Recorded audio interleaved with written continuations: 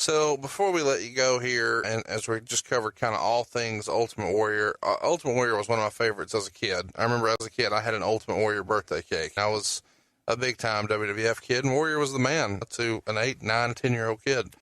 But I really struggle with the idea that this DVD was anything other than an intentional hit job.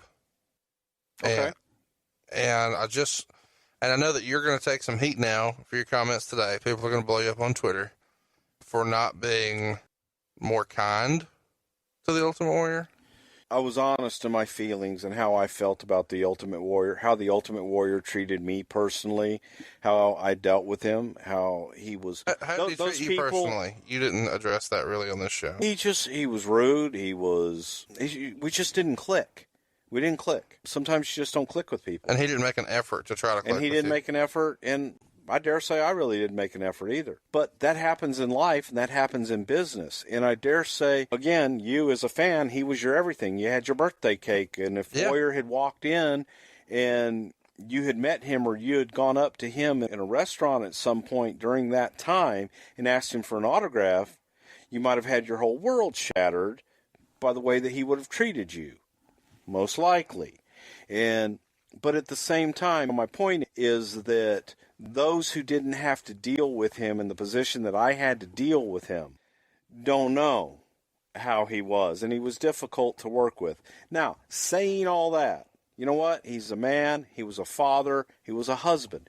And I had somebody when Warrior passed. It's shocking when someone passes. To me, that's a young age. Oh, and he sure. was healthy, and he was, regardless of whether we saw eye to eye, liked each other or not, he was a brother in the business, so on and so forth.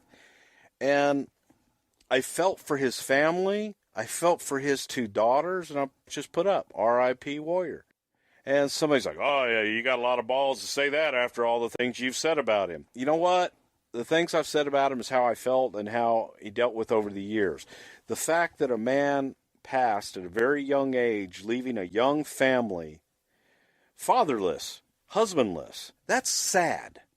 And as a human being, I feel sad for that, and I hope he is resting in peace, and I hope that his family can pick up, and I'm sure they have, and moved on. But no matter who you are, if you can't have some emotion like that, regardless of how your interaction is, well, during the years over business, then you're not human. But yeah, I was sad when he died. I was like, damn. Because it's nice after all that crap that they reconciled. Sure. And came back together. It was awesome. There were many times over the years that we tried to do that. So I was happy. I was happy when Bruno came back and they reconciled. So you can go back and rehash all that stuff, and that's what we've done today, a little bit rehash. But sure. At the end of the day, you smile at the happy ending. So I was happy that they were able to, at the end of the day, that Vince and Warrior could reconcile, shake hands, come together. He gets his spot. Because a Hall of Fame without putting Warrior in, it's not really a Hall of Fame. That's what I wanted to get to. Can you state the importance of the Ultimate Warrior for those 4 years, 88, 89, 90, 91? Huge part. He was number 2 guy.